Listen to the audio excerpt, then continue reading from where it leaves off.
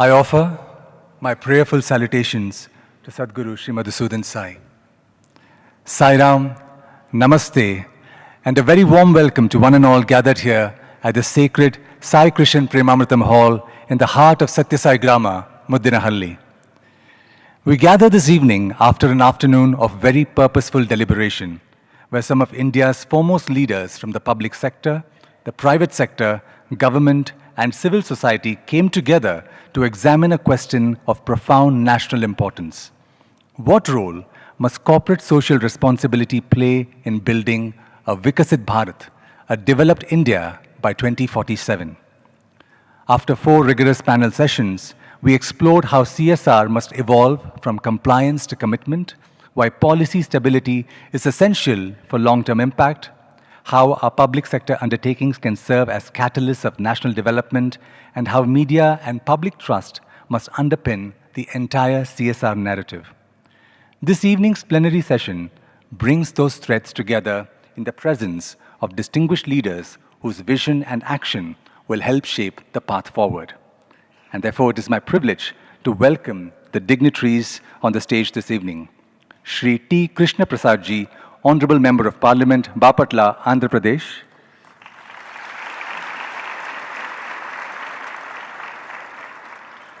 Dr. Palvai Harish Babuji, Member of the Telangana Legislative Assembly, representing Sirpur constituency. Shri Manoj Jain Ji, Chairman and Managing Director, Bharat Electronics Limited. And the founder of the One World, One Family mission, Sadhguru Sri Madhusudan Sai.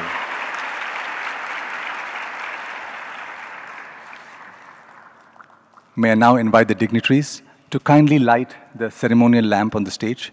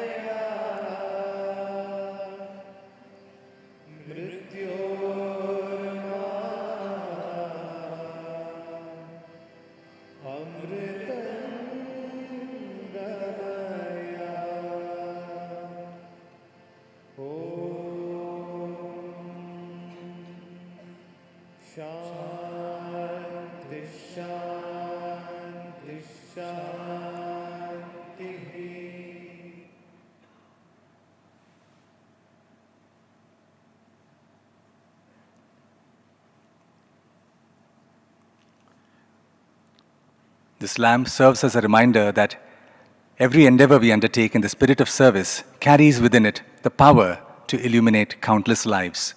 We will commence this evening's proceedings with a Vedic invocation by the girl students of Sri Sathya Sai University for Human Excellence, who will be chanting the Sri Suktam.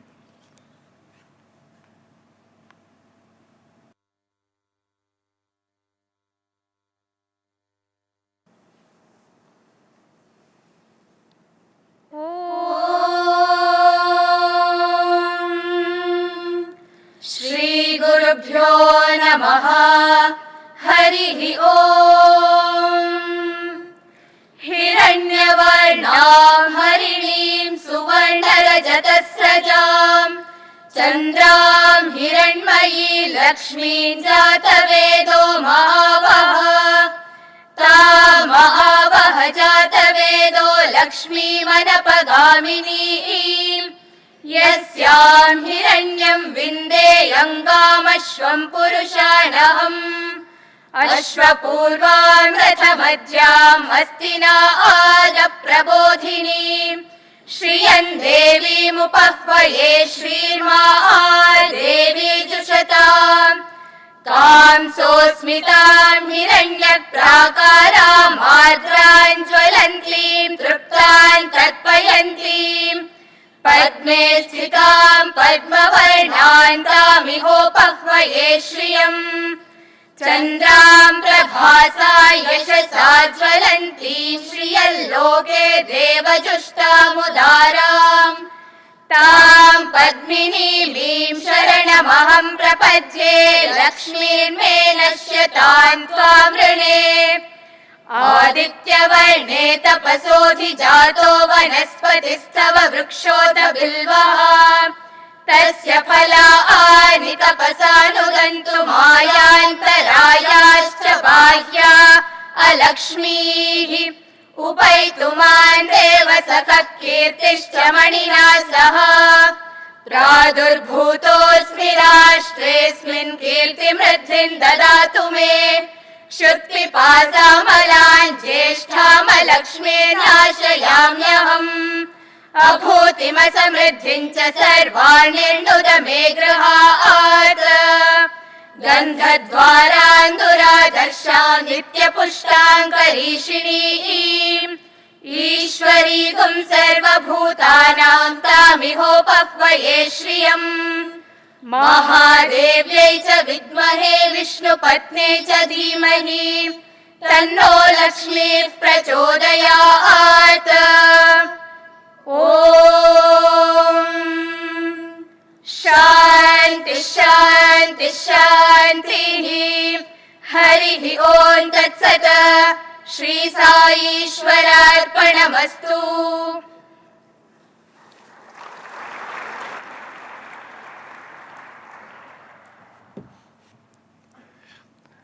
Before we begin the addresses, we have a brief film that captures the spirit of what makes this venue and this conclave so unique. Sathya Sai Grama Muddenahalli is not merely a venue for today's conference. It is a living ecosystem of selfless service guided by the Indian ideal of Vasudhaiva Kutumbakam. The world is one family. Under the One World, One Family mission, founded by Sadhguru Sri Madhusudan Sai, this campus has served over 2 billion free morning nutrition meals to children, provided completely free education from grade 6 through doctoral studies to over 8,300 students, and delivered high-quality, free healthcare to 3.6 million patients through specialty hospitals, wellness centers, and outreach programs. A mission of love and service that spreads across 100 countries. It is this experience that has inspired the convening of this conclave. May I now invite you to watch this short film on the One World, One Family mission. One World, One Family is the ethos at the heart of our mission. This ideal comes from an ancient Indian principle which considers the whole world as one global family. And as a family, we believe all our family members deserve care and support. Across the globe, we serve millions through 3 main pillars: nutrition, education, and healthcare, all completely free of charge. The Annapurna Morning Nutrition Program began in 2012, providing breakfast for just 50 children, and has since grown to become India's largest morning nutrition program. Today, millions of school children across India and beyond receive the Sai Shore multi-nutrient supplement, helping them begin each day nourished and ready to learn. At our mission, we believe education is every human being's birthright. With a global presence and multiple campuses throughout India, we provide free education from grade 6 to doctorate studies, ensuring every student receives a well-rounded, values-based education that combines high-quality academics with moral and spiritual values. The Sri Sathya Sai University for Human Excellence opens doors previously unimaginable to children from underserved communities. By offering quality higher education to those traditionally overlooked, and with a strong emphasis on empowering women, we're breaking the cycle of educational disparity and promoting gender equality in education. Meanwhile, our Skill Development Center equips rural youth with job-ready skills, and our scholarship program supports education with thousands of rural children.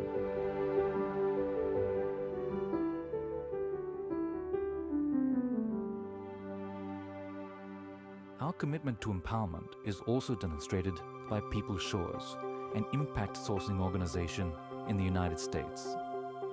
We help youth from marginalized communities gain skills for the digital economy. This innovative model delivers high-valued business services while transforming lives and uplifting communities.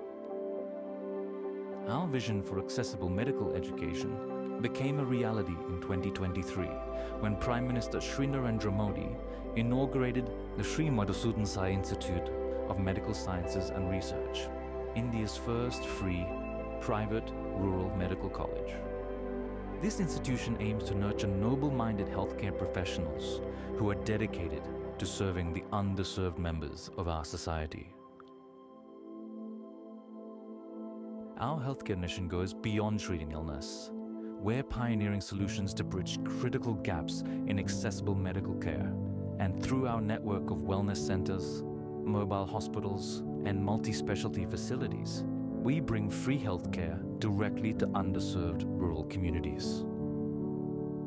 From preventative care to complex surgeries, at our hospitals, there are no billing counters. Since 2016, we've expanded beyond India to serve communities across the globe with the singular goal of leaving no person behind. Exemplifying this idea, our Sri Sathya Sai Sanjeevani centers form the world's largest chain of free pediatric cardiac hospitals, giving new life to children with heart defects.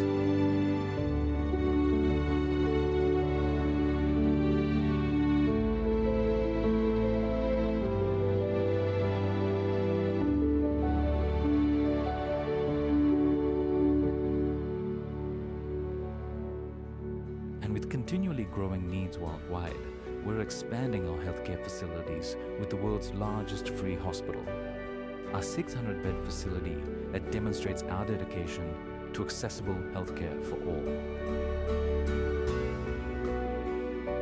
Our vision is clear.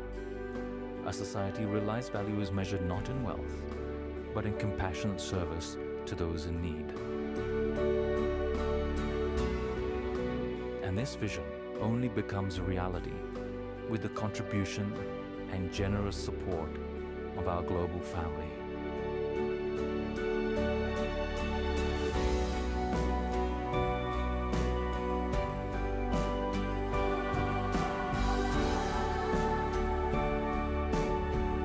After all, we are all one world, one family.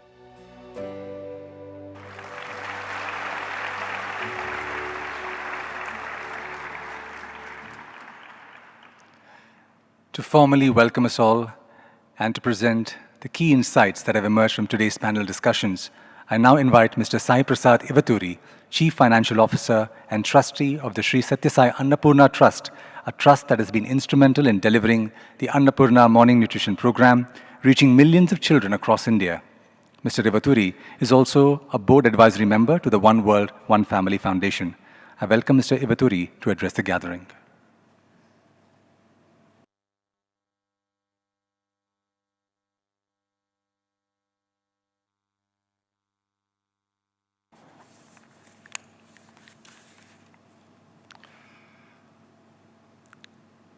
Pranams to Sadhguru Sri Madhusudan Sai Ji, founder of One World, One Family Mission.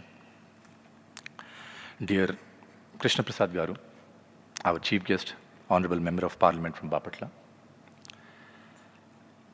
Respected Manoj Jain Ji, Chairman and Managing Director, Bell. MLA Ji, Dr. P. Harish Babu Garu. Distinguished dignitaries of the dais, representations of the government, heads of our public sector undertakings, visionary leaders of corporate India, and the dedicated warriors of the social sector. A very warm welcome to this plenary session of the role of CSR in Viksit Bharat Conclave. It is an honor to stand before all of you who represent the collective engine of the Indian economy. We have with us today the custodians of our national assets, and the architects of our private wealth. You are here because you represent the collective leadership of a nation determined to move beyond incremental growth towards transformative development. On behalf of the One World, One Family mission, I welcome our guests of honor, our session chairs, and every delegate who has traveled from across the country to anchor this dialogue in the reality of 2047. Now, why were you invited here today? Why this specific gathering of minds? We are truly at a historic crossroads. India has moved from being an economy of potential to an economy of certainty. But as we target a $30 trillion GDP by a centenary of independence, we face a very critical question. Will this growth be equitable? You are here because you are the only ones with the scale, the capital, and the agility to ensure that the answer is a resounding yes. We are here to redefine CSR from a mere 2% compliance tax to a strategic pillar of national development. We believe that the roadmap to 2047 cannot be drawn by the government alone. It must be a collective effort with leaders such as yourselves. You may ask, where does the One World, One Family mission fit into this industrial and economic landscape? Under the visionary guidance of our founder, Sri Madhusudan Sai ji, for over a decade, our mission has been serving communities at the very bottom of the pyramid, those who are often the last to benefit from development. Our global humanitarian mission and initiative, present in 100 countries, delivers completely free of charge services in nutrition, education, and healthcare. Our work has taken us to the very front lines of human needs, places where markets rarely reach, and where public systems are often stretched beyond capacity. From providing morning nutrition to millions of school children, to building the Sri Madhusudan Sai Institute of Medical Sciences and Research, India's first private rural medical college, offering world-class tertiary care with no billing counters. We have shown that compassion can be scaled. In that sense, this mission is a living laboratory. It's a living laboratory for the ideas we are discussing today. This dialogue is important because isolated impact is no longer enough. A corporation building a school in one village, while a PSU builds a clinic in the next, without coordination, is a missed opportunity for a developed India. The dialogue we facilitate today is a connective tissue between your capital and our community reach. It is through this dialogue that we move from checkbook philanthropy to impact capital. At the heart of our mission is a very simple and yet profound concept: the convergence of Sanstans, Sarkara, and Samaja, the 3S model. The Sanstans, such as our institutions, provide the necessary passion and perseverance, including the technical mastery and innovation. The Sarkara provides the policy, permissions, and scale. The Samaja, such as the corporations, the PSUs, and the society at large, provides the participation, the partnership, the patronage, and the potential. When these work in a triple helix, we create a force that is absolutely unstoppable. This is not just partnership, it is Jan Andolan, a people's movement powered by the corporate efficiency. Before we move further, I express gratitude to the organizations that have been instrumental in this conclave, especially the PSU sector. I would like to call out BEL, ONGC, NTPC, GAIL, GAIL, Gas Authority, NSIC, IOCL, Power Grid Corporation, and Concur, and finally HAL, who were part of this conclave, who represented today. Your presence and support signify that Maharatnas and Navaratnas of India are fully committed to the 2047 roadmap. We also acknowledge the encouragement for those who could not be in person today, but whose spirit of partnership is felt. Specifically, SAIL, Steel Authority of India Limited, IRFC, the railways, and the HUTCO. Your belief in the one world, one family vision strengthens our collective resolve. Now, for those of you joining us for this plenary, the momentum has been building since this afternoon. I would like to read out the panel reading of what has transpired in the 4 panels this afternoon. Panel 1, From Compliance to Commitment, Repositioning CSR as a Strategic Pillar of Viksit Bharat. The panel discussed the need for CSR to move beyond compliance towards a strategic impact-driven approach. Speakers emphasized measuring outcomes through clear metrics, data, and technology-enabled monitoring. Aligning CSR with national priorities through partnerships with governments and NGOs was highlighted as a key for scale. Direct engagement with grassroots institutions and sustained collaborations were seen as essential for meaningful and lasting impact. Panel 2, Policy Stability and Predictability, Enabling Long-Term Impact, and there was also discussion on social stock exchange as well. The panel highlighted the role of SEBI in establishing the social stock exchange as a transparent platform connecting social enterprises with impact investors.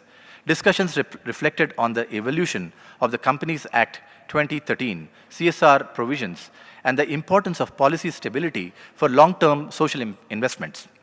Panelists emphasized balancing regulatory compliance with acceptability for grassroots organizations. The STEP, the STEP framework, stability, talent, employment, and professionalization, was presented as a roadmap for suitable and measurable impact. Panel 3, PSUs as catalysts of national development.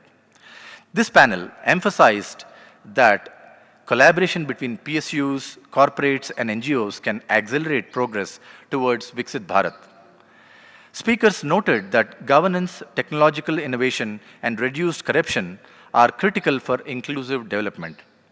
CSR was described as most effective when it becomes purpose-driven and aligned with leadership commitment.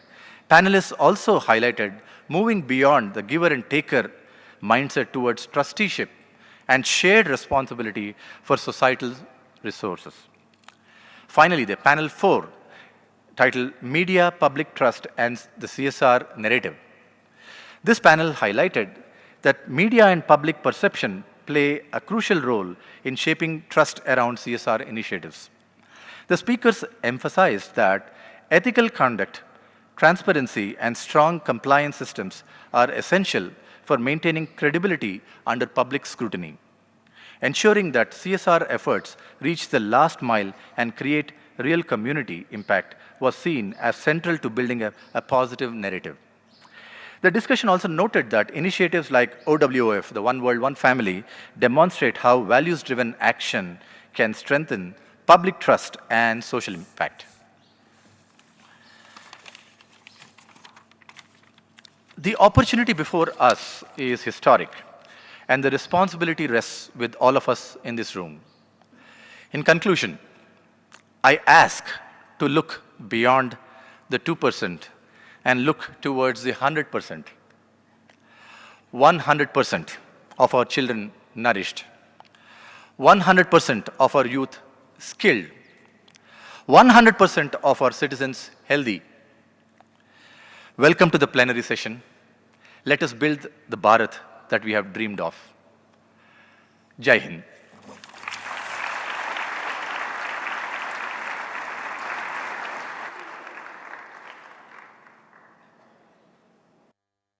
Thank you, Mr. Rivaturi, for outlining the purpose of this conclave and for that insightful summary of the afternoon's proceedings.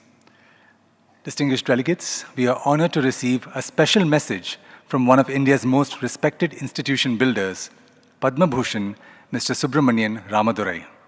He is the chairperson of Mission Karma Yogi Bharat and former chairman of the Kalakshetra Foundation, a visionary who led Tata Consultancy Services through its most transformative years, Mr. Ramadurai has long championed the idea that India's human capital is its greatest strategic asset.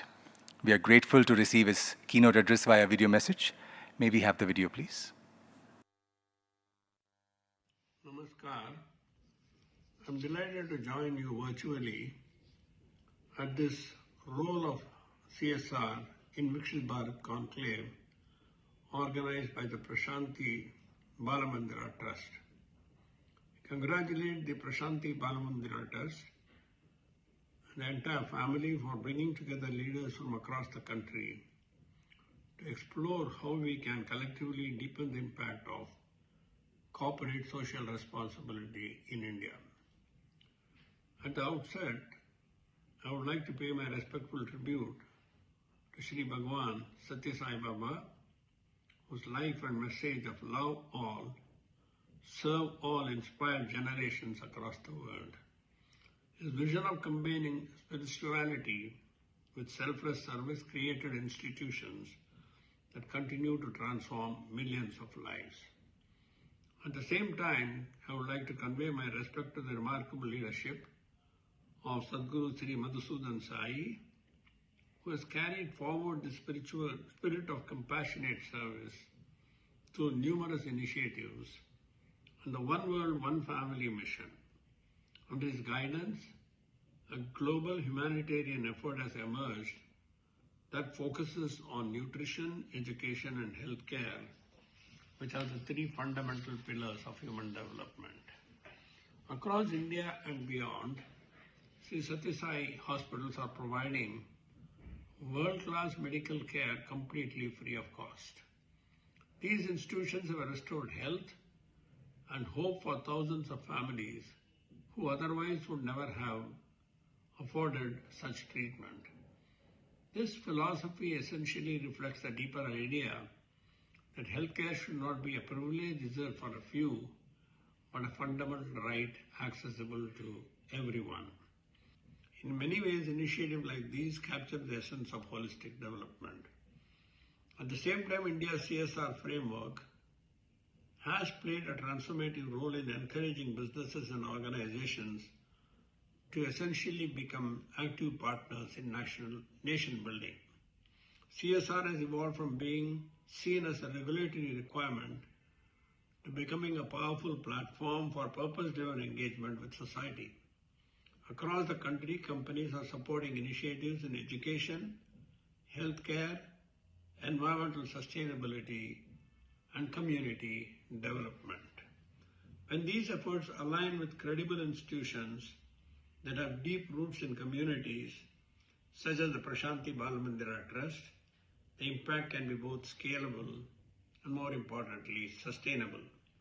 From my own experience over several decades of working with institutions across sectors, one lesson stands out very clearly. When informed social investment meets strong values and ethical purpose, meaningful social change becomes possible. Let this conclave inspire a very deeper and a meaningful collaboration. Let us work together with humility, creativity, and commitment to ensure that the resources, knowledge, and the technologies of our time are harnessed for greater good. Thank you, and my best wishes for a successful and a very impactful conclave. Namaskar.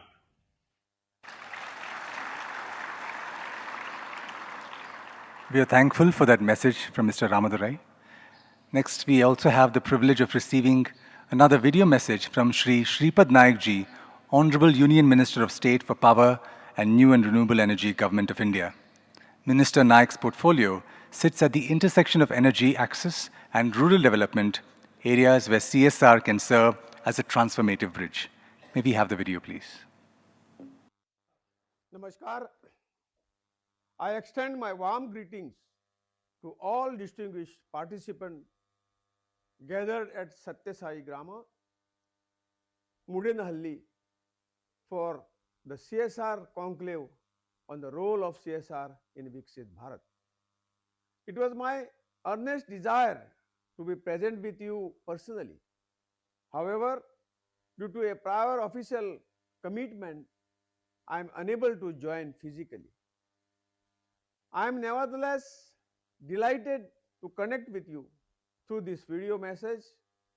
I congratulate the One World, One Family mission founded by Sri Madhusudan Sai Ji for organizing this timely and purposeful conclave, bringing together leaders from public sector undertakings, private industry, government regulators, and media reflects a shared commitment towards the nation building.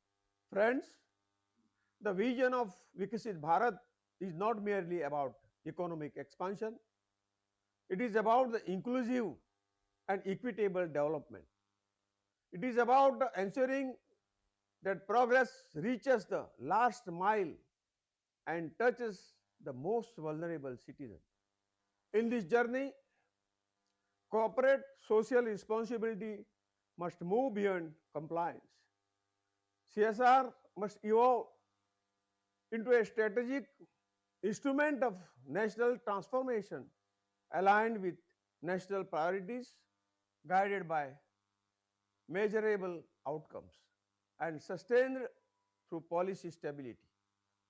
Public sector undertakings, in particular, carry a special responsibility. As institutions of public purpose, their CSR initiative in education, healthcare, nutrition, skilling, rural infrastructure, and sustainability can create deep and lasting impact. The venue of this conclave itself symbolizes service at scale. The work being undertaken here in nutrition, value-based education, and accessible healthcare demonstrates how compassion, system, and scale can come together to transform lives. Going forward, three principles should guide CSR in India. First, convergence, alignment with national and state development priorities. Second, collaboration, PSU to PSU, public, private, and institutional partnership to avoid the duplication and maximize impact. Third, continuity, policy stability that enable multi-year interventions and measurable outcomes. The true measure of CSR is not expenditure, it is empowerment. I am confident that the deliberation of this conclave will help shape a more coordinated, accountable, and future-ready CSR ecosystem for Viksit Bharat. Let us collectively transform intent into action and action into enduring impact. My best wishes to all participants for meaningful discussion and concrete outcomes. Thank you very much. Jai Hind.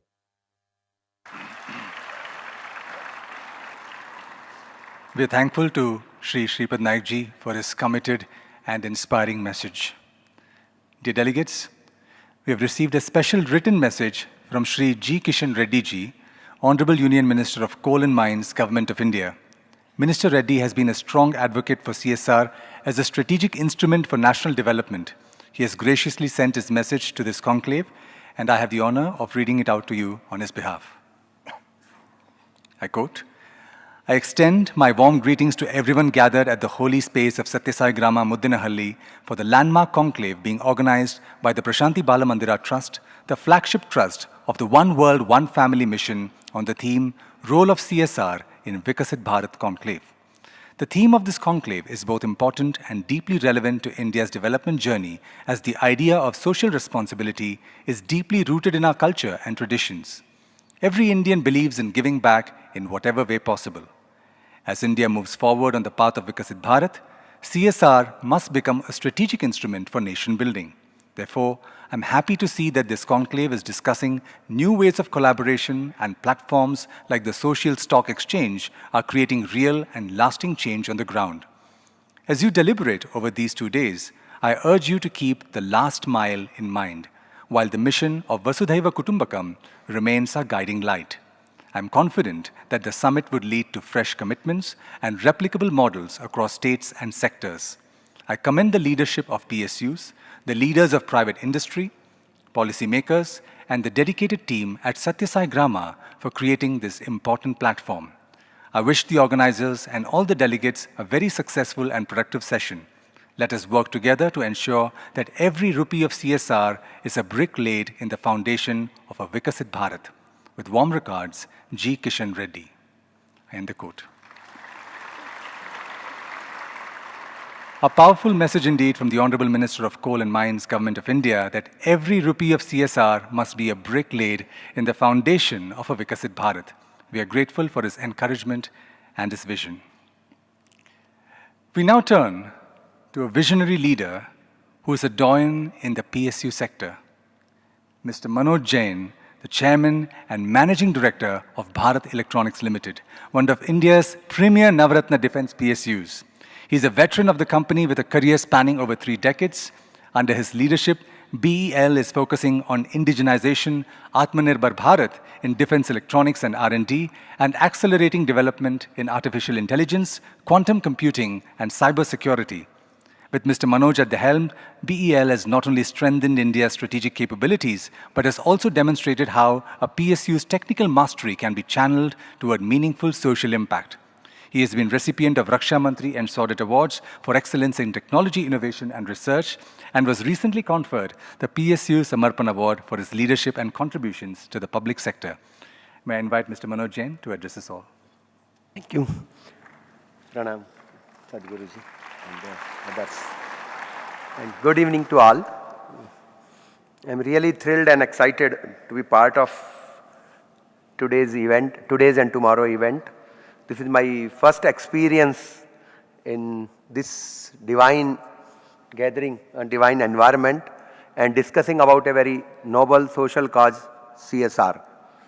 I feel this is a first event where so many public sector and other corporates are sitting together and churning out what CSR is and what CSR should be. Actually, what CSR is, many of us know, and again we know from the compliance point of view, what we should do, what we should not do, how we should do, how it should be monitored, how it should be checked, how the impact analysis has to be done.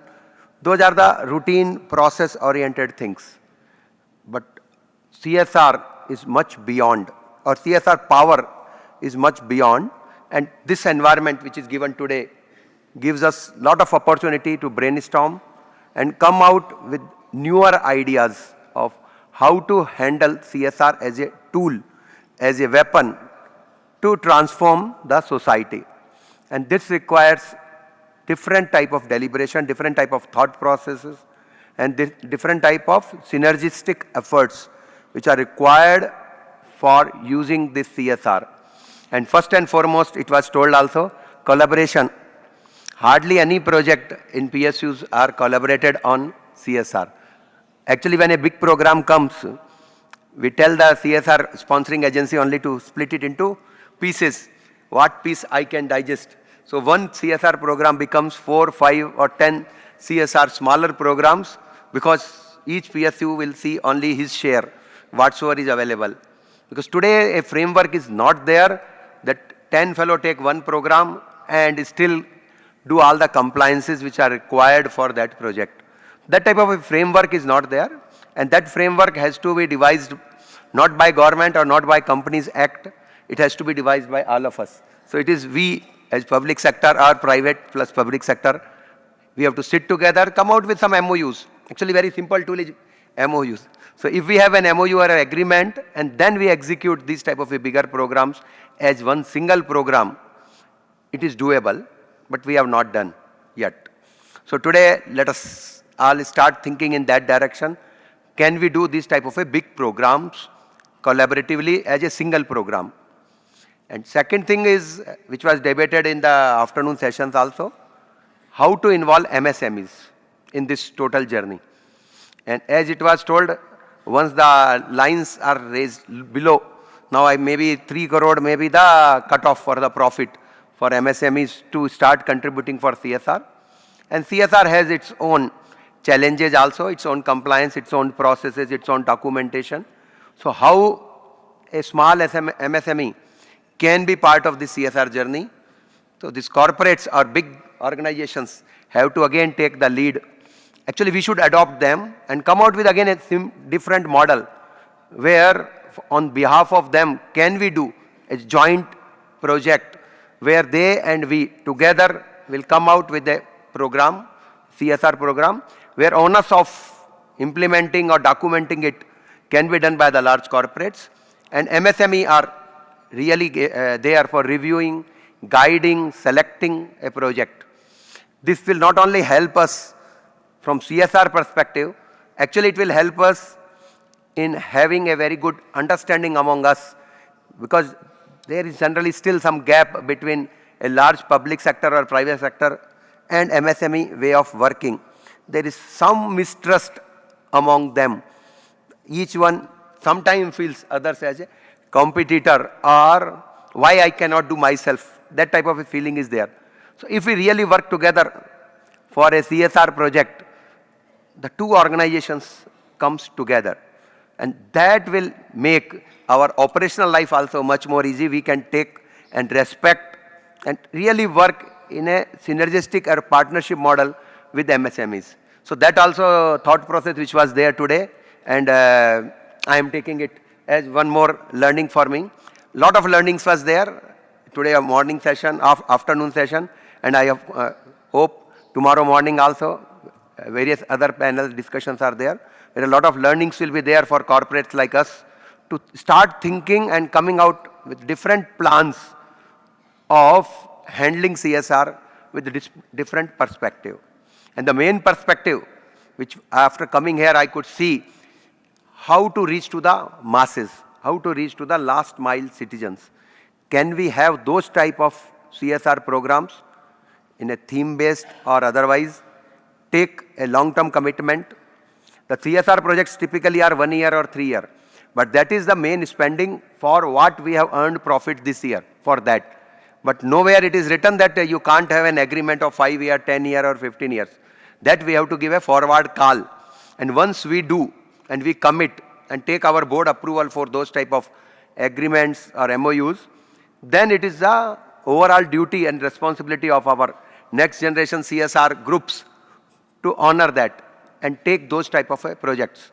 So typically, as told by Sadhguru sir also, that we should take at least 25% or more earmark for this type of a long-term 5 year, 10 year or 15 year type of programs. Take them jointly with few public sector and MSME together, and then see so that we ourselves can see the impact. Otherwise, we have to depend on the impact assessment agency to see whether impact has happened or not, because within 1 year we can't really see the impact. But as a mandatory clause, if it is more than 1 year project and more than 1 crore rupee project, we have to do impact analysis through an agency. So we believe on the agency report, but here we ourselves can see. So those type of transformative steps can be taken by corporates like us. So it was really a learning experience. It is an eye-opener for me, and definitely I am taking lot many cues like this to finally drive our CSR policy. Because otherwise the CSR policy per se is a cut and paste of government CSR policy. What they have told under Company Act, we also do minor plus minus slight tweaking of that, again from compliance perspective. So first thing as a corporate we should do is come out with a different CSR policy which complies to the Companies Act but has slightly different vision. And that vision, once it is crystallized and recorded, then it will guide next 15 year, 20 year, 30 year journey of all of us. So there are great learnings for me, and I hope for all other corporates also in these 2 days of deliberation. And definitely it is one of the unique experience for all of us. And I really thank Sadhguru ji and the whole of the organizers for calling us for this type of great concept which triggers our minds and which triggers our corporate governance rules. And I am assuring you, sir, that while going back, we will come out with better, long-term, lasting CSR policies and come out with the frameworks which can take this type of initiatives to the larger society, to the last mile connectivity, last mile citizen of our country, and really make transformative changes for the society. Thank you. Jai Hind.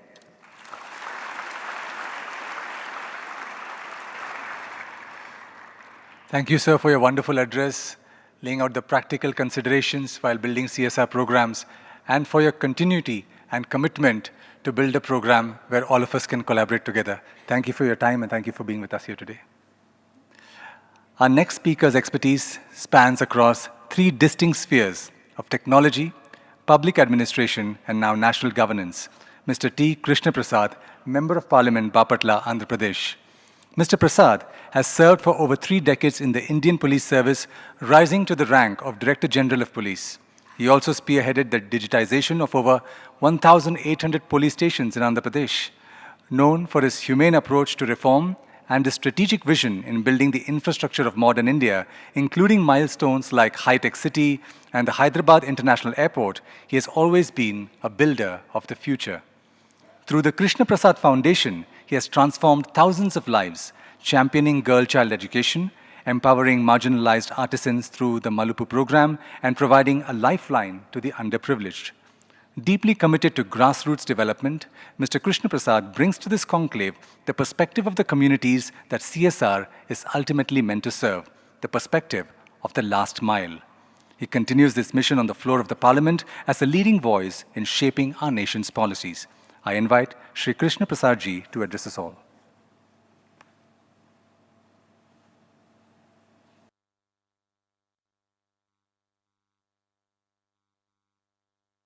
Sai Ram. Respected Sadguru Sri Madhusudan Sai ji, Honorable MLA Shri Harish Babu Garu, and CMD BEL Manoj Jain ji, all the lovely students sitting here, all the employees and the volunteers in the Prashanti Balamandir Trust, champions and captains of the industry, good evening, ladies and gentlemen, good evening to you all. I am deeply honored and humbled to be sharing the dais with Sadguru Sri Madhusudan Sai ji. Ladies and gentlemen, I feel I am being specially recognized by Sadguru ji that he has chosen my Bapatla Parliament constituency to construct a 50-bedded hospital and also 4 wellness centers.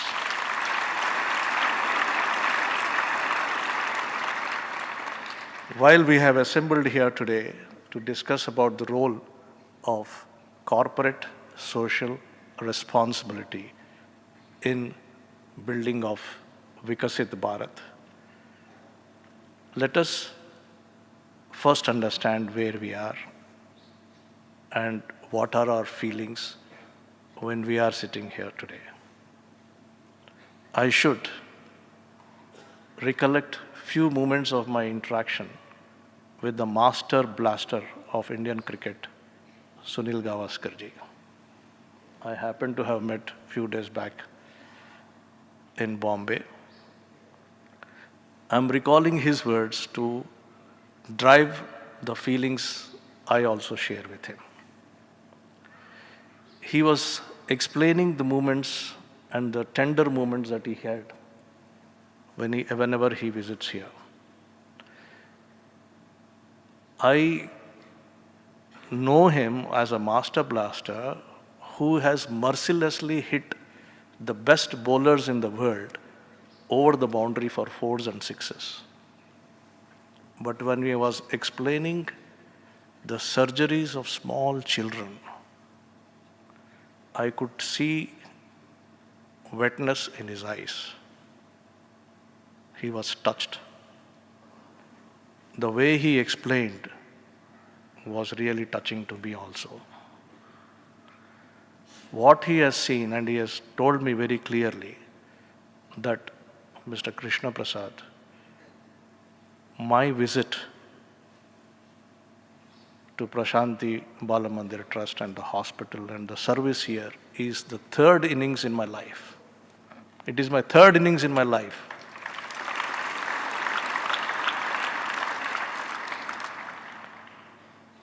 And this is my second visit. Yesterday I came, when I walked around the campus, I saw so many new developments taking place. So many new things happening. And why this is happening? For whom? As you all repeatedly mentioned, I would like to again repeat it. Vasudhaiva Kutumbam. Because Sadhguruji believes that the world is one, we are all members of this world. And each one of us respect every another citizen of this world as our own brother or sister. And this is Vasudhaiva Kutumbam. So the question is, are we giving something to the Vasudhaiva Kutumbam? Are we contributing something to the Vasudhaiva Kutumbam is what it is. So these are the places, these are the holy centers. This is a center of excellence for service to humankind. When you are having an opportunity of sitting and interacting in a center of excellence, a global center of excellence for service to humankind, all our doors and windows opens up for humanity. This is a great opportunity. Now when we come back to the role of corporate social responsibility and towards building of Viksit Bharat, let us first define or understand what is Viksit Bharat.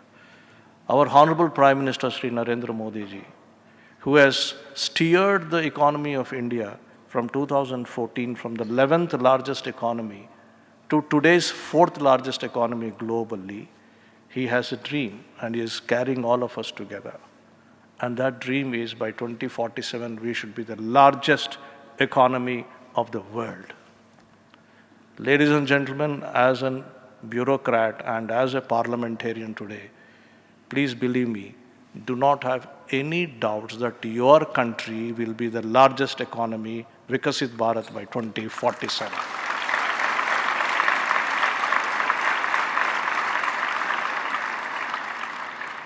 And will you take pride in a country where the rich are richer? The country looks great with massive roads, airports, but somebody is left behind. Somebody is still poor. Somebody's health is not taken care of. Somebody is suffering from a heart disease and nobody is there to talk to him or take care of that child. Will you be proud of that Viksit Bharat when somebody is left behind? This is what it is. When we talk about Viksit Bharat, we want to, our elephantine economy of India would like to gallop, yes. We will all gallop along with our elephant. We'll take pride, we'll go to the highest position. But we are very, very conscious that every child in our country should also be happy, every child in our country should be healthy, every child in our country should have access to education. And perhaps one of the humanitarian agencies like Prashanti Trust, Balamandir Trust, has nicely nestled itself into the CSR objectives. The several CSR objectives has got poverty eradication, health, education, etc., etc. Now very nicely and beautifully we have nestled ourselves, thanks to Sadhguru, that we are now talking about nutrition, education and health. If you look at all these three, what it basically means is we are laying foundation. We are talking about future. We are talking about preventive aspects. What is nutrition? when you give good nutrition, probably the expenditure on health tomorrow for that family will go down. When that expenditure for that family goes down, for that village goes down, for that district goes down, state, the entire country's expenditure towards medical expenditures will go down tomorrow.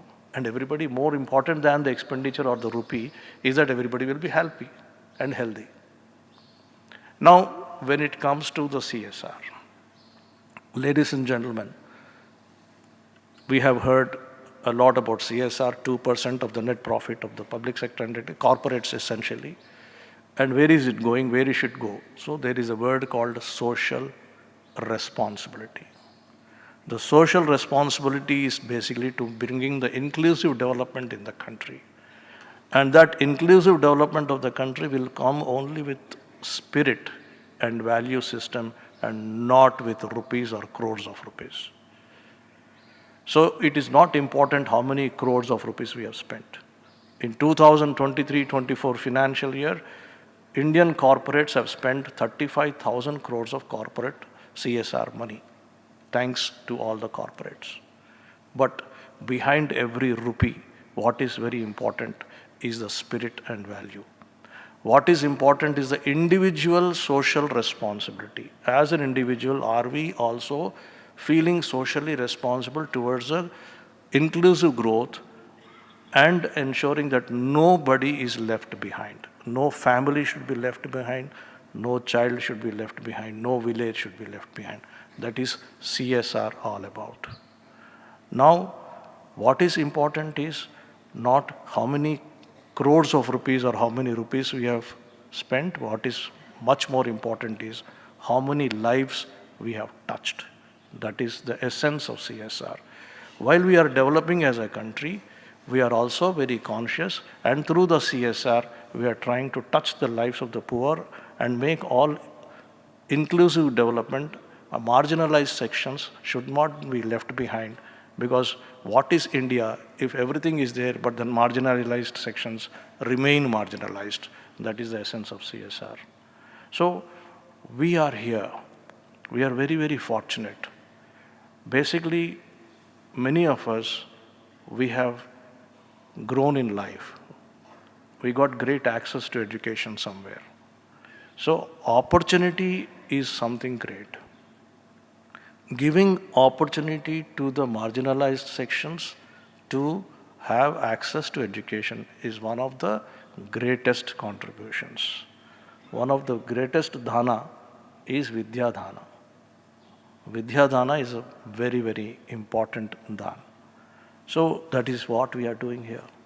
So finally, what it basically means is, are we doing a convergence in all the programs we are doing? Are we talking in terms of impact, of impacting lives of those marginalized sections, those people who are left behind while doing our CSR programs is the essence. And I'm really grateful and I'm thankful to the trust that this is the first of its kind. I have not heard anywhere anybody talking about so many intellectuals' brains sitting together and doing brainstorming as to what should be done, what should be the role of CSR in building the Viksit Bharat. And this two-day conclave is just a beginning. And I'm sure this is a dynamic discussion, this is an ongoing discussion. More and more we will discuss about it. We will get much more points. They had 4 panels today. The 4 panel discussions were fantastic. They came out with very good decisions and recommendations. As a member of parliament, I will take these recommendations for discussion into the parliament.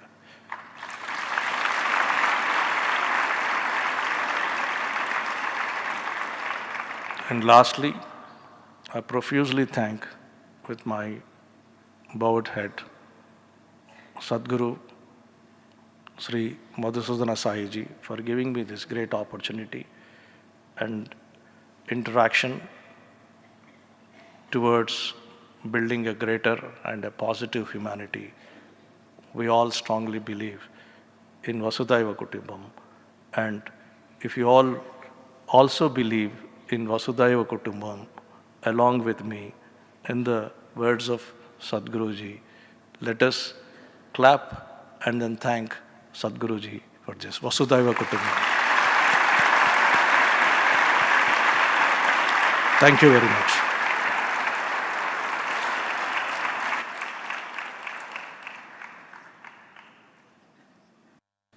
Thank you, Mr. Krishna Prasad ji, for that most inspiring address and for being an example to all of us here.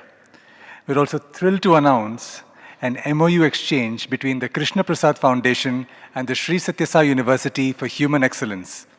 The KP Foundation, founded by Sri Krishna Prasad ji, is a dedicated non-profit committed to the mission of no poverty, only dignity. It drives grassroots transformation through programs empowering over lakhs of individuals with digital literacy, skills, and entrepreneurship opportunities, among many other initiatives. This collaboration between KP Foundation and Sri Sathya Sai University for Human Excellence aims to strengthen initiatives in skill development, community healthcare outreach, and human resource training, particularly for youth and communities in rural and tribal regions. By bringing together the training infrastructure and service initiatives of the university and the grassroots outreach and community engagement of the Krishna Prasad Foundation, this partnership seeks to create sustainable opportunities for livelihood, healthcare access, and community empowerment. May I invite Mr. T. Krishna Prasad Foundation, and Dr. Hanumantrao Naidu, Registrar of Sri Sathya Sai University for Human Excellence, on the stage for the exchange.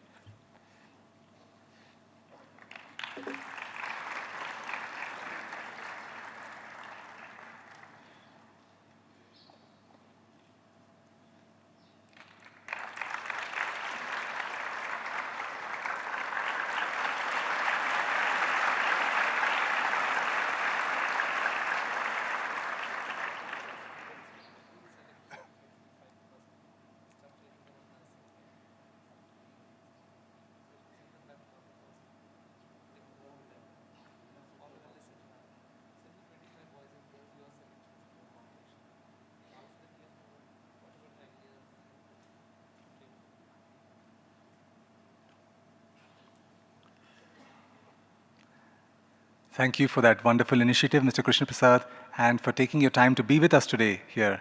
This partnership is sure to grow in leaps and bounds and contribute meaningfully towards nation building and the upliftment of the underserved. As a token of our gratitude and reverence, we would now like to felicitate our distinguished guests with a crystal memento and the One World, One Family mission stole. Shri T. Krishna Prasad, Member of Parliament, Bapatla. A round of applause, please.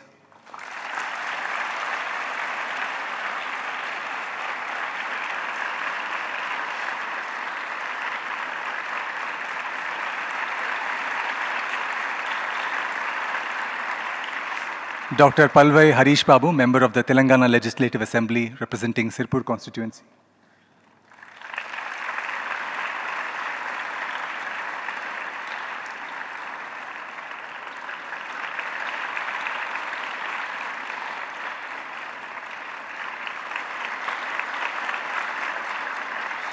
And to Mr. Manoj Jain, CMD, Bharat Electronics Limited.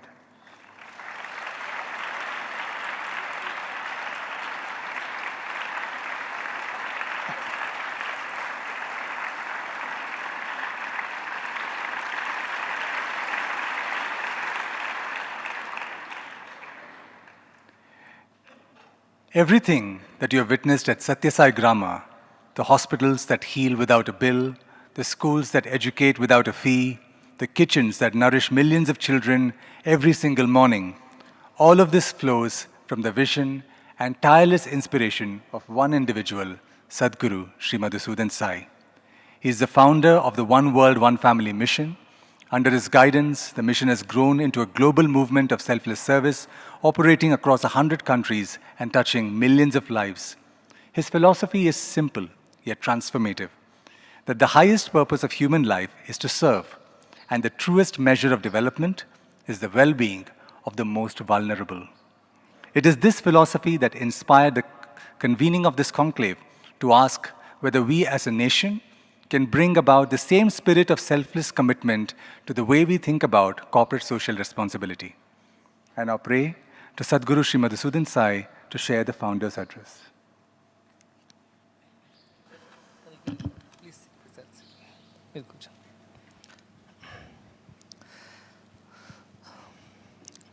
Let's chant the Sahana Vavatu mantra. Om Sahana Vavatu Sahanau Bhunaktu Sahaviryam Karavavahai Tejasvinavadhitamastu ma Vishavahai. Om Shanti, Shanti, Shanti. On this very special occasion of one of its kind, the first of its kind program in Sathya Sai Grama, where industry leaders, corporate heads, and public leaders have all come together to discuss and deliberate on a very important topic of the role of CSR in Viksit Bharat, in building a Viksit Bharat. I invoke this mantra of collaboration, of togetherness, of partnership. This mantra comes from our Vedas, our Upanishads, which mainly is a mantra that the Guru and the Shishya chant together before they begin their lessons. And the Guru and Shishya chant that Sahana Vavatu. Sahana means let together may we be protected, because they used to live in the forests and Gurukulams were far away from cities. So any danger, whether natural or otherwise, could disrupt the education process. So they used to pray that may we be protected together. Sahanau Bhunaktu. May we enjoy this process of learning. May we enjoy the knowledge that comes out of it together. Sahaviryam Karvavahai. May we exert ourselves together. It's not enough if teacher teaches and student does not put efforts to learn. So both have to be very enthusiastic and exerting in learning and teaching. Tejasvinam adhitamastu. And whatever this effulgence of knowledge that comes out of this process of churning, of learning, may we stay with us. May we not forget that. May it remain within us. May it remain in our memory. That is the prayer. And Mavid Vishavahai. May we not be the cause of hostility or trouble to each other. So that is the prayer, and they pray for the peace in the body, mind and the spirit in order to undertake this exercise of learning and teaching. Now this mantra applies everywhere. Wherever two people come together to collaborate, we must pray that we may have the spirit of working together in harmony, in collaboration, and may we enjoy the fruits of this effort together. May all benefit from this effort, and may there be peace at the end. This is the essence of the mantra, and I think the essence of the conclave as well. When everybody has come together to find ways to collaborate, to partner with each other, to synergize, as Mr. Jain said, and bring out the best out of this conclave in terms of policy, in terms of a practical, workable partnership plan, in terms of real impact towards building a Viksit Bharat, which in the words of Sri Krishna Prasad Garu is to be equitable, to be there for all. No one is left behind. In fact, the very motto of this mission is leave no person behind. Let's take everybody along. And that is the kind of Viksit Bharat we want to see. I'm sure India has such potential, and it has been already spoken by Krishna Prasad ji, that we will become the Viksit Bharat that our Honorable Prime Minister has envisioned for every one of us. And I think, as he said, maybe even before 2047 we might be there where we have aimed to be, and be the largest economy on this planet Earth. All that will be possible. But the pertinent question he asked is whether this Viksit Bharat will be for all or only for the elite few. And that is the $1 million or whatever, trillions of dollars question that we have to answer. Whether that trillions of dollars of economy will be there for every citizen of the country or only for the privileged few. And that is the model that this conclave can bring out, because we are really looking far ahead into the future. We are looking 20, 22 years ahead. and thinking what can we do today to make sure that this journey from now to there is a meaningful one, is a purpose-driven one, and it is there for everyone to enjoy. And that is something that I thought was a wonderful theme, and it has been organized in a very short time.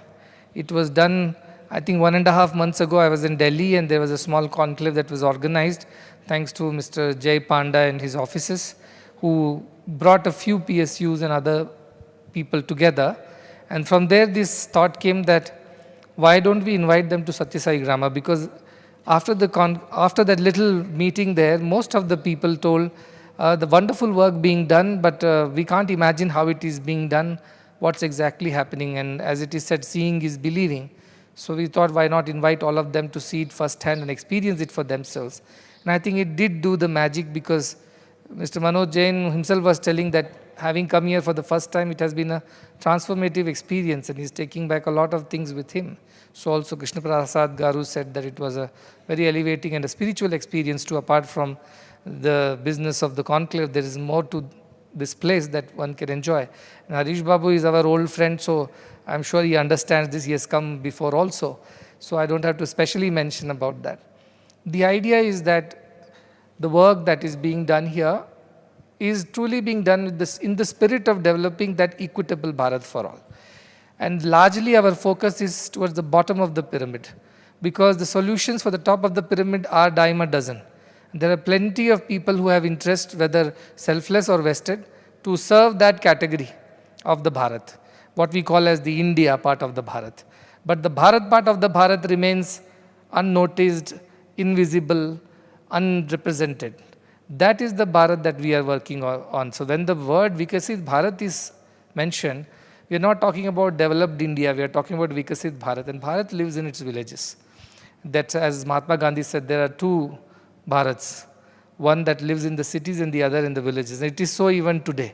The larger Bharat lives in the villages, lives in the rural communities. That's where meaningful impact has to be created. That's where children are being born, who are going to be the future citizens. They need nutrition, they need education, they need healthcare support, they need opportunities, skilling. And that is where all the investments must largely be going. So this was the idea, that can we sensitize the community towards the need which is at the bottom of the pyramid in the rural communities? Can we find solutions which are impactful and meaningful and lasting solutions? And I'm very glad the kind of messages that we received from every one of them here on the stage, and also from Sri Ramadorai, and from Mr. Kishan Reddy. They all talked about collaboration is the way. They talked about last mile, which is extremely important. The idea that it should reach the last person. Many times there is the slip between the cup and the lip, as they say. So most of the things don't reach the real needy people. But grassroots organizations can make that impact happen. And we take away a lot of wonderful messages from today's discussions.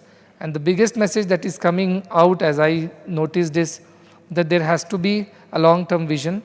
There has to be partnership towards building that long-term vision and translating it into meaningful action from today onwards. Because 20 years will just pass like that. Before you realize, you will be there in 2047.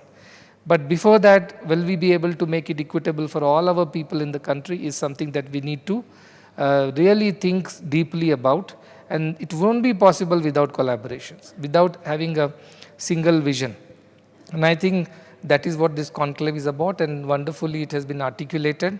We have had many developed nations. There are 3 larger economies ahead of us as of now, and they all seem to be called developed economies. I have traveled to every one of them, but I have seen the development that is in pockets only. It is not equitable. It is not enduring. I have seen the topmost country, the United States of America, been there, and I know what is going on at this point in time. But having been there, I've seen people on the streets, I've seen people who are deprived, especially from the marginalized communities. We work in the US as well for the people who are marginalized, especially the African American community, the people who are migrated to that land. They don't have jobs, they don't have a place to live. So in the shadows of the big great American economy, there lives a different America, especially in the southern delta side, the Mississippi area where we work. And I've seen that doesn't look very nice. When you go there, they look that looks like another world altogether. So also I have seen the next economy, which is China, which is our neighbor, is grown so fast and so big in a short span of time, driven by tremendous focus, vision and hard work. We cannot deny that. It is there. But then again, there is unrest, there is dissatisfaction, and there are marginalized in the rural areas who do not get access to the same kind of privileges as the urban. So there again is disparity, which again is not a good sign of a developed country. We have the third country also. You look at Germany, it's a smaller country, so it is far ahead in terms of that.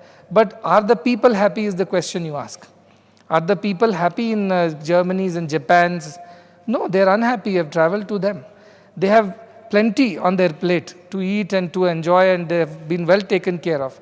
But within them, there is no happiness. They are so mostly elderly in both the countries, Germany as well as Japan. And they are very elderly. They are very, what you call, like forsaken. People die in a country like Japan and nobody knows that they have died. Till a few weeks or months later when stench starts coming out of such houses, and then they go and look for it, and people dissolve in their sofas. And that is the country, and we have seen that, and people have mentioned that. So also, you look at Germany and then look at the kind of difficulties the elderly go through, loneliness, the social connect is missing. People live very isolated lives, very removed from the societal fabric. And so I ask this question, all the money, is it worth it at the end of it? All that development, is it really good? Is it really equitable? I don't realize that is the truth. And I don't have to go to London and the UK and things like that, we know. So here is our opportunity to do it right. We can learn from our predecessors. We can learn from them how they did it and why it worked or why it did not work. And now we can build a better vision for ourselves. And I think India is singularly blessed to have a CSR policy, which might sound like compliance, but as somebody mentioned, it is not about compliance, it's about a commitment for a better future. It is not an obligation, it is an opportunity to build a better future for all. And it is not an expenditure, but it is empowering the nation with better strategies, as it was mentioned in some of the talks wonderfully. So I think we have got some time ahead of us. We have taken 2047 as our target, but then we have enough years with us to do it right. And that is the opportunity that we should not miss. We should not land up in 2047 with whatever $1 trillion economy or $15,000 per capita or whatever be the metrics of a developed nation. We should be able to go the way Sri Krishna Prasad said. Everybody is included, nobody is excluded. Everybody has their place and their rights being looked after. And every child has access to basics of life, nutrition, education, healthcare. Because we do not want to grow like our big brothers ahead of us who have grown but not equitably. They have become rich but not for everyone. The privileges are for the few and the rest of them are languishing in the darkness of such a lopsided development. So we do not want to do that. So that is the opportunity we have. That is what I want to bring out, that we are very blessed that we have a great leader at the top. We have got a great growing nation which is growing very fast. I was with somebody, a great entrepreneur who's built billions of dollars worth business in a short time. He was telling, see, even if you put no efforts, India will continue to grow at a certain rate. 6 to 7% is done because the Indian entrepreneurship is so strong. It will keep finding ways to grow. So that's not going to be a big achievement if we say we have grown this money by simply compounding effect of 7% growth, we will be there at $30 trillion, not to worry. But the question will still remain whether this has been an equitable growth and has everybody participated in this and benefited from it. That would be something that would depend upon what we do today. And that is where these policies are coming. We are very blessed, as I said, we have a CSR policy. Other countries don't even have that. And somebody who was the architect of the CSR policy, the government officer then, who was here a few years ago, he was mentioning that when he mentioned this to some marketing guru in Harvard, he said, don't even try such things, it will not work, especially in a country like India, with so much of opposition, such divided policy making, so many parties pitting against each other, don't even imagine that CSR like policy will succeed. This was the word of I don't want to quote the names, but one of the biggest marketing giant gurus of America. He said it's not going to happen in India. But it happened. Because dana is built into Indian ethos. To give, to share, to contribute, to sacrifice for betterment of all. It's a part of our spirituality. The other day I was mentioning from Bhagavad Gita, Yajna dana tapak karma natyajyam karyameva tat yajna danas tapaschaiva pavanani manishinam. These three things we should not give up. Yajna, that is sacrifices towards gods. Dana, sacrifices towards human beings. And tapas, personal sacrifices for one's own emancipation and growth. These should not be given up. These are non-negotiable. This is a part of our scriptural truth. And take any philosophy that comes out of India, it talks about giving. It talks about sharing. It talks about sacrificing. This is a part of our ethos. That is why CSR succeeds in India. It wouldn't have succeeded in other countries. Because there is a social and spiritual and a cultural basis to what this is. It's not only the corporatish and the policy making part of it. It is the ethos built into the Indian ecosystem from time immemorial. That is why CSR is succeeding. And I think it can do even better if we can put some of these pieces of the puzzle together. And I'm sure with all of you here, much can be done. There are plenty of wonderful organizations in this country. We work with a lot of them, including Rotary, which is here, and so many more, who work with us because they find right match of our ideas, our philosophies, our implementation capacities. And today we signed an MOU with Shri Krishna Prasad Ji's foundation, which works in the tribal and rural communities to empower them, upskill them, employ them. That is another step. And I must tell you why it would succeed, because we had an experiment in our Chhattisgarh Raipur hospital, Sanjeevani, which is a pediatric heart hospital. A few girls and boys were brought from Bastar district. You have worked there as the policeman. You have worked with the tribal Naxal areas of Andhra, Odisha, Chhattisgarh. You know what it takes to build a society over there. They don't believe you first because they don't believe somebody will do any good to us. They have given up. They are so disillusioned by the false promises that they don't believe anybody anymore. But from there, girls and boys were picked up from Dantewada, Bastar district, which was now better, much better, thanks to all the interventions. But they were brought, some of them worked as interns over here, and they showed such promise. They lived here, worked here, trained in paramedical services. Some of them went back to Chhattisgarh to work there in their state. Some of them stayed back.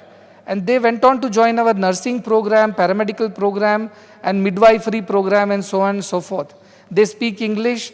They are so hardworking that our faculty say that these children are better than the regular ones that come through the system, through the examination. These children are far more hardworking. And today they earn a salary. These girls who never crossed the borders of their village, they are here working and contributing towards the hospital and faculty. I'm sure in another year they'll be so good that they can handle a medical center all by themselves. So I requested Krishna Prasad ji, please send at least a batch of 25 children from Andhra, especially from those marginalized places. And we will keep them here for a year, train them, we'll give them a stipend, food, accommodation, everything is free. Once they're skilled enough to handle and assist a nurse or assist a physician, they'll go back to Andhra Pradesh, wherever our hospitals and wellness centers are, and they will contribute. And they'll do it happily, because for them it's a great opportunity which did not exist before. So this is how we all can come together and transform the society. I alone cannot do it. You alone cannot do it. But we together can do anything. That is the power of collaboration. So I think this conclave is very timely, and I'm very honored that you all made time to come here despite a short notice. This was only conceptualized a month ago or month and a half ago. Quick invitations were sent out. Lot of footwork was done by our team, so a lot of blessings to them also. But largely it is your willingness to explore this opportunity of collaboration and make a meaningful impact and build a country, who is not patriotic? We all want to see our country right on top. But we also want to see that the whole world is in alignment with our philosophy of Vasudhaiva Kutumbakam. And we can only guide, India alone can guide the world towards a better future. I see that opportunity opening in front of us, and the next 2 decades would be transformational if we plan now and work on that plan diligently. That would happen, I'm very sure, and may this conclave lead to a lot of good in the coming times. And we will work together after this also. As I said, it's a dynamic dialogue. It will go on. We'll continue to improve from where we are, and we are very thankful to all the dignitaries, Mr. Jain, Babu Garu, Krishna Prasad ji, and the wonderful delegates, participants who have come from various parts of the country, from both PSUs as well as private sector, as well as other foundations. We welcome you all in this spirit of collaboration. And to me, somebody asked me, what is your vision of Viksit Bharat? I quoted from our Subhashitas. Sarve bhavantu sukhinaha, sarve santu niramayaha, sarve bhadrani pashyantu, ma kaschit dukkham apnuyat. May all be happy, healthy. May all see good and auspicious things everywhere. May no one have any sorrow. May no person be left behind. That would be the Viksit Bharat of our types, not the developed nation that the Western economic models suggest. But our own indigenous, native, Indian model of development would be everybody is happy and healthy. They have access to education, health, nutrition, and basics of life, and opportunity to thrive in that country, that it belongs to all, where there is a place for all. And that is the kind of Bharat we will build. I'm sure much can happen, and this is just the beginning, but every great journey of thousands of miles starts with one right step, and that step has been taken today, and tomorrow this continues. I'm sure by end of these 2 days learnings, we will be able to chalk out a plan for the next 2 decades. So I'm very happy that everybody is here. I'm very grateful. We also have a small dance presentation. Again, these are the girls who come from very underprivileged rural communities, but they do very well, guided by Mrs. Revati Ramchandran, who was earlier the director of Kalakshetra, which is under the Ministry of Culture in Chennai, and she is guiding them all. They are coming up very well. As you know, in India, high-end classical music, dance is again the privilege of the elite. It's not for the poor, because it's very expensive to get there. But our children have picked up very well. We also have a 200-piece symphony orchestra, 100 girls and 100 boys. They all went on to get a Guinness World Record in the month of November during the 100th birthday celebrations of Bhagavan Sri Sathya Sai Baba. They played with 64 country musicians on one stage, 400 plus musicians. So children are very talented, they just need the opportunity. And as I think this was Ram Doraji said, opportunity meets the right kind of talent. You know, anything can happen, magic can happen, and you will see some magic on the stage a while later, so stay on and encourage the children. And many, many best wishes and a lot of gratitude to everyone who could make it here.